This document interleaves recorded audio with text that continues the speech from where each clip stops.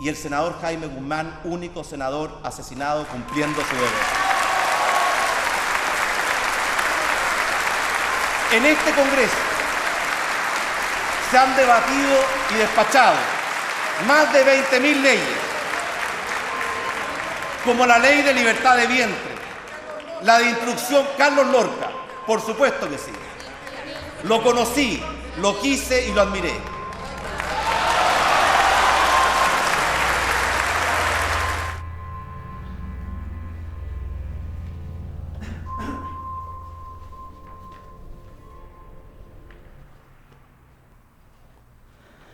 Hace tiempo que quise saber de ese tío lejano, que tanto se hablaba en mi familia y que hasta el día de hoy no se sabe dónde está. Sobrino de mi abuelo, y que por motivos que desconocí hasta ahora, fue muy importante para la juventud de este país antes del golpe de Estado.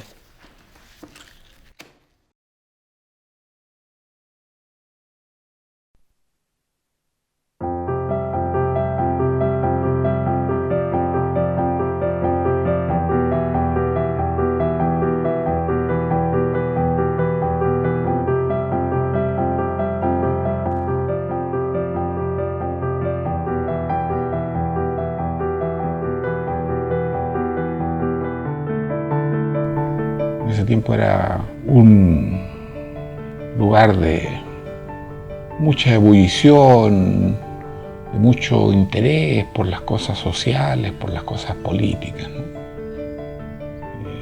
Y ahí es donde empieza el interés de Carlos por el tema. Ahí había conflictos en el mundo que acaparaban la atención, entre los cuales estaba, por supuesto, la Revolución Cubana. Estaba también la situación que ocurría en Vietnam, también era una cosa que le llamaba mucho la atención fuertemente. Y él participaba entonces en las actividades que hacían los secundarios por el tema. Él participaba en desfiles, en manifestaciones y algunas veces se fue de detención. Cuestión que le producía algún tipo de choque a mi padre, que era un hombre de negocio, y no era bien visto que un hombre de negocio tuviera hijos, entre comillas, comunistas. Él estudió la rama de la psiquiatría dentro de la medicina, pero básicamente el hombre tenía, aparte de, y yo creo que la medicina la eligió por el sentido social de la medicina, por el sentido de aliviar dolor, ¿no es cierto? Más que otra cosa, y ese era el enfoque de los médicos de ese tiempo. Después está, yo creo, un sano orgullo. Carlos era una persona recta. Cuando te digo modesta, era súper firme, Carlos. No quiero sumarme al coro de los que desprestigian hoy día los políticos chilenos, que están bastante desprestigiados, pero Carlos en ese sentido era la antítesis de lo que vemos. Completamente esto.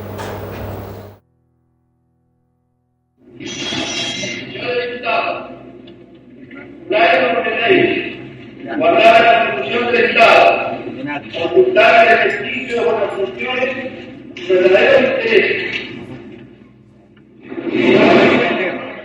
O declarar el doctorado claro. Abierto en el sentido, conviene la presente sesión de trabajo. Los señores diputados que rechacen la proposición les ruego levantar la mano.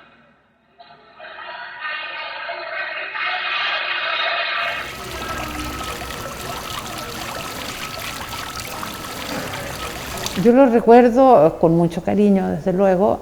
Para mí fue un personaje fundamental en mi vida, en el sentido de que me formó políticamente. Lo que él incentivaba mucho más que otros compañeros era la parte teórica, o sea, de que todos los militantes de la juventud que éramos en esa época, que después se fueron ampliando un poco más, tuviéramos una base ideológica firme. Eso es lo que, digamos, recuerdo yo con mucho énfasis.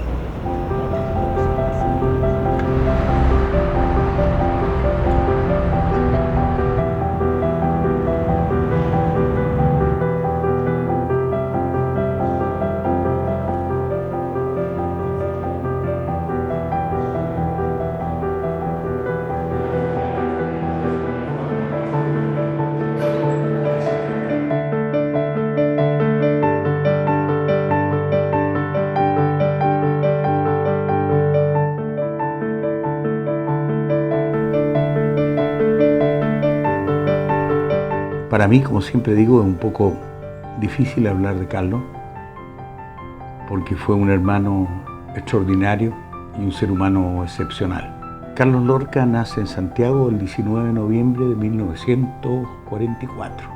O sea, a la fecha tendría 67 años. Iría a cumplir este 19 de noviembre.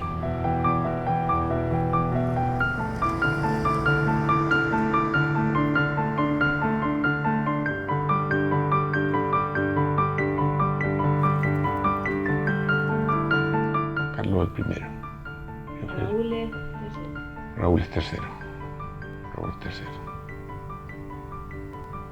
De ahí viene Jaime y después había una hermanita que se nos murió a edad temprana, que era Isabelita. Se murió de una encefalitis, meningoencefalitis. Se nos murió para desgracia porque era como la más esperada, ¿no? Era como el concho y al mismo tiempo era la única mujer entre nosotros. Me acuerdo que llegaba tarde de sus reuniones políticas, 2, 3 de la mañana, y a veces pasaba directo para su pieza.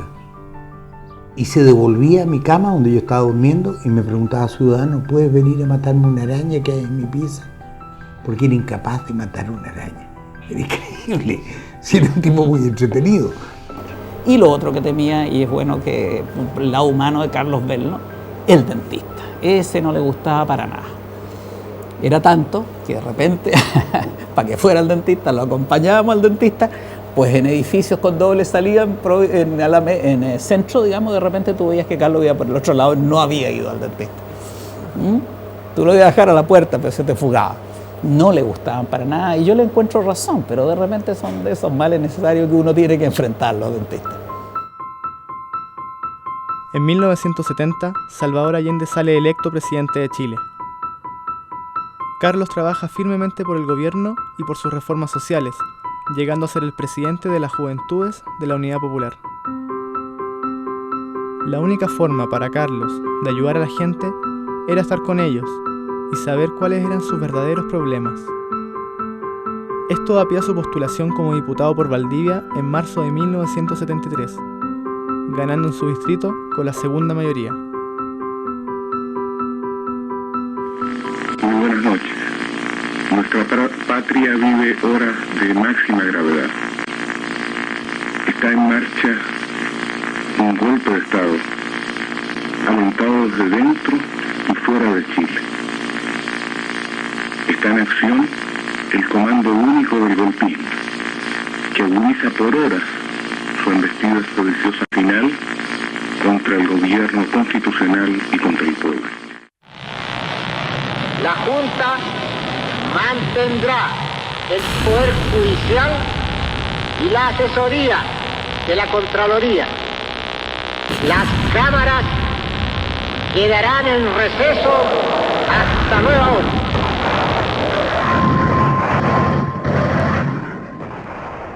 El día del golpe estuvo en La Legua, primero estuvo en la mañana en el Partido Socialista, quemó todas las fichas de los militantes para que no cayeran en manos de la policía. Y después se retiró y vio el bombardeo de La Moneda en la población La Legua o en un liceo por ahí.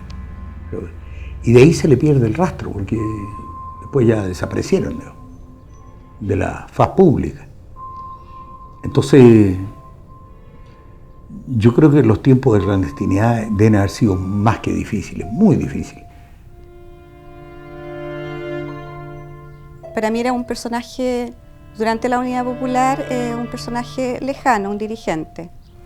Sin embargo, después que estalló el golpe, me vi enfrentada a apoyar, buscar una casa de seguridad para él. Tratamos, digamos, de cambiarle la imagen para que no fuera reconocido por el aparato de seguridad, por la policía. Le teñimos el pelo, le sacamos la barba, le cambiamos la ropa.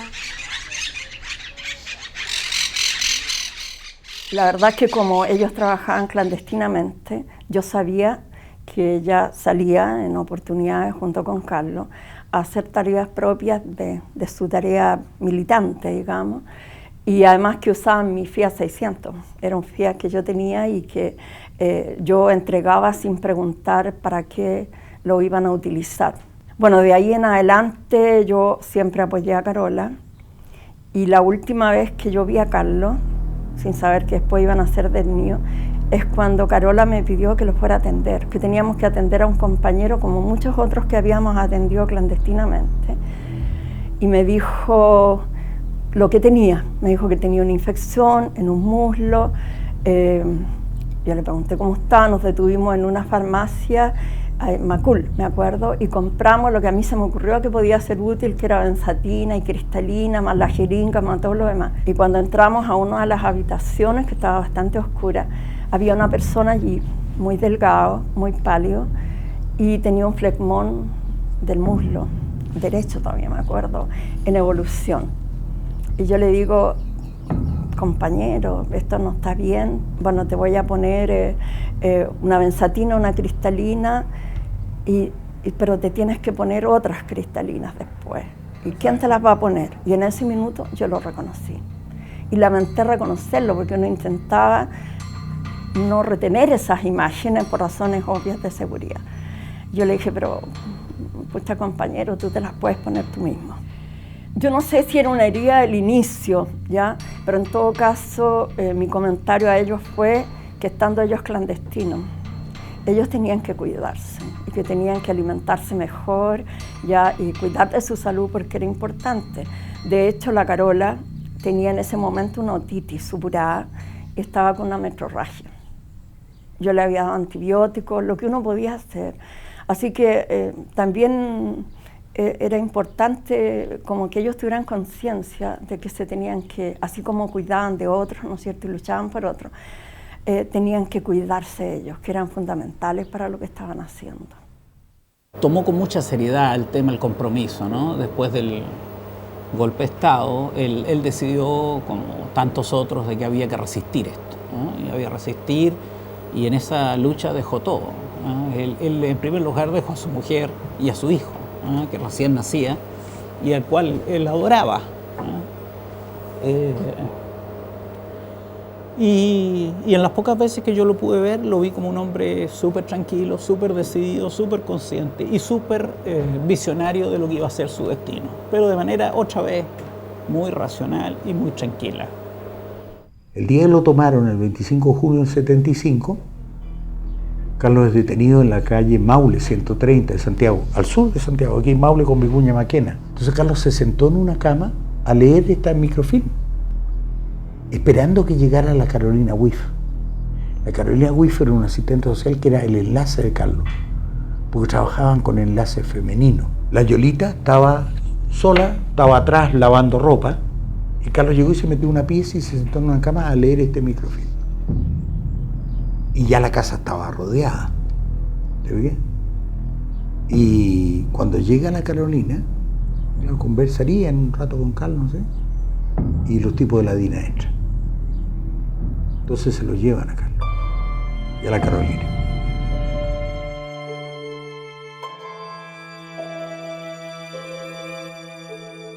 Este fue uno de los últimos lugares donde se vio a Carlos con vida. Después fue trasladado a Villa Grimaldi, un centro de detención y tortura. Y se han hecho muchos homenajes acá. Acá había una imagen de Carlos pintada en las paredes y la Juventud Socialista y el Partido Socialista lo recordaba siempre, todos los 25 de junio. Este es un lugar para nosotros imborrable, que podrán cambiarlo, pintarlo, refaccionarlo, pero nunca borrarán la memoria de los que aquí cayeron, como dijo Neruda. Lo que aquí ocurrió. Lo que aquí ocurrió, claro. Yo me enteré como rápido, porque en una de esas juntas, como 2 o 3 meses antes que lo detuvieran, yo me permití, cuando le sugerí que se fuera del país, le permití decir que establecieran un mecanismo de que yo supiera rápido que lo iban a detener. Y para eso le dije una cosa bien estúpida, que era que llamara a alguien a la casa, que supiera que lo hubieran detenido, que tomaran el teléfono de la casa donde vivía yo y mi padre, y dijeran si allí habían camisas Casmar. Camisas Casmar, una antigualla para ustedes, pues eran unas camisas que existieron antes de la época de los chinos y los textiles de Oriente, entonces quebraron. Y eso significaba que cayó Carlos Lorca. O sea, nadie más podía llamar preguntando algunas camisas Kastner, sin ningún antecedente. Y eso ocurrió, efectivamente, pocos días después del 25 de junio, alguien llamó y le dijo a mi madre si allí habían camisas Kastner, o vendían camisas Kastner. Esas camisas Kastner significó para mí al tiro que lo habían detenido.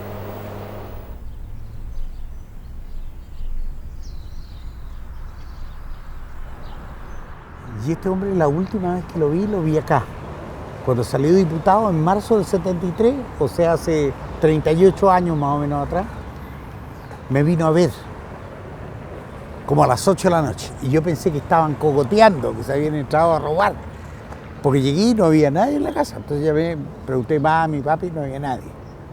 Y me meto a mi pieza y siento que la ducha está corriendo. Entonces había una ropa tirada encima de mi cama, y había música puesta. Y dije, se entraron a robar, pues. Y el huevón patudo se está duchando. Entonces yo no entendía nada, porque este gallo había llegado a Valdivia. Y se abre la puerta, sale Carlos en pelota con su toalla y me dice, ganamos, hombre. Ganamos, porque claro, había salido campeón. Entonces ahí, ya, un ajedrecito. Era la manera en que nos relajábamos, jugando ajedrez. Y jugamos ajedrez, ¿me vas a creer que lo derroté? Lo derroté y este huevón se picó. Entonces le dije, te concedo la revancha, ciudad. No, me dijo, porque tengo que ir a la cama, tengo una reunión, y se fue. Fue la última vez que lo vi.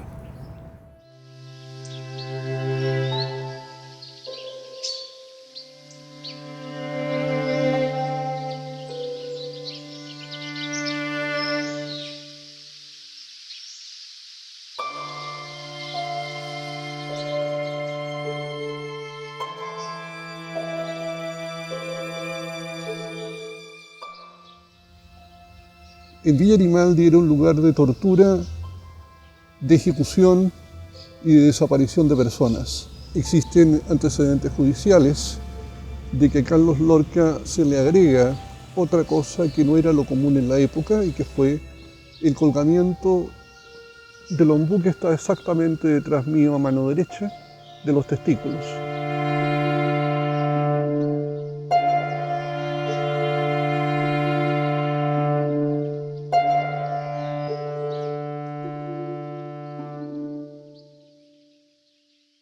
Para él la vida quizás era una permanente lucha, pero una lucha dentro de un tablero normado, con reglas, en las cuales los oponentes respetaban esas reglas.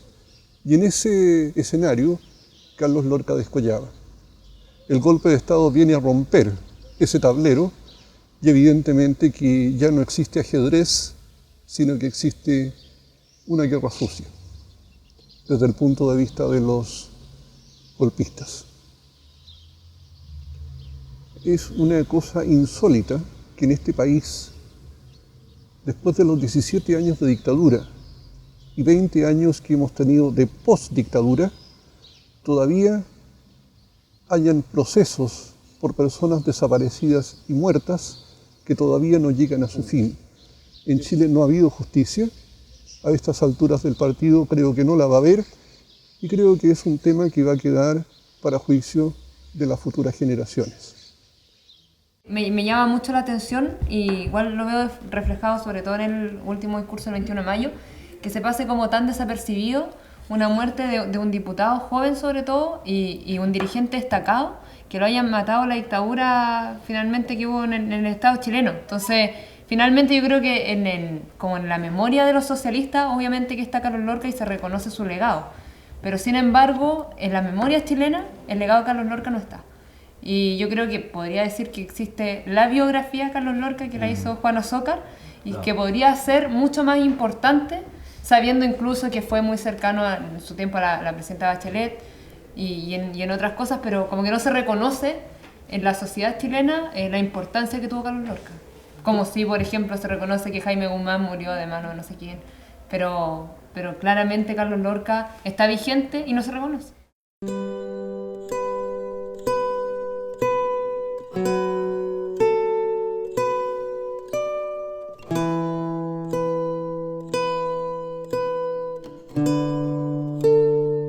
Yo Yo creo que lo vería con los cabros de la Confech, con los cabros de los secundarios, con los viejos de la magisteria también. Lo vería buscando más democracia en Chile. No volveremos a tener a alguien como él.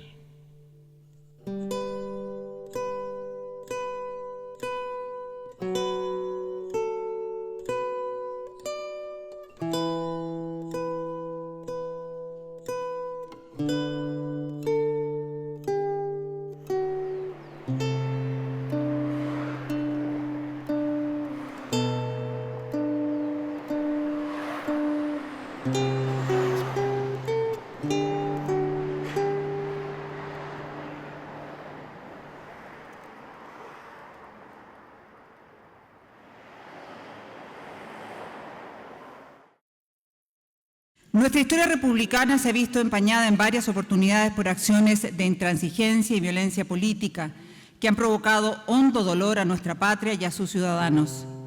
Nuestro Congreso quiere rendir homenaje a los congresistas víctimas de la violencia política durante el ejercicio de su cargo.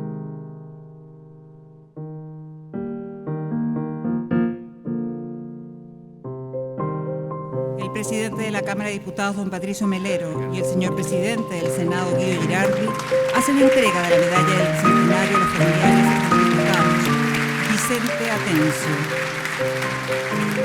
Gastón Lobos, del diputado Carlos Lorca y del senador Jaime Guzmán.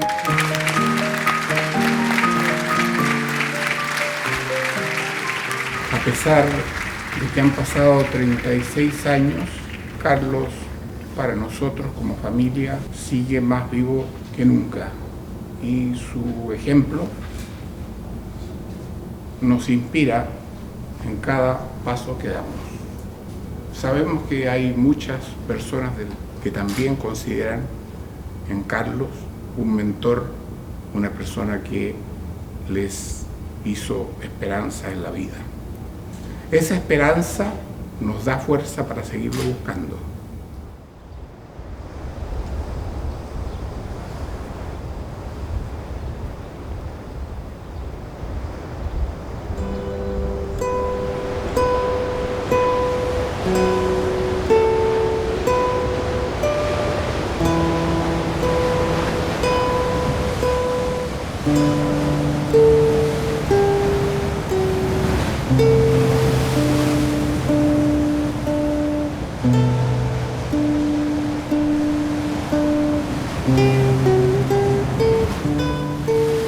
Ningún homenaje que se le ha hecho a Carlos devolverá su cuerpo, que hasta el día de hoy se encuentra desaparecido, al igual que muchos otros que dieron su vida por lo que ellos creían justo.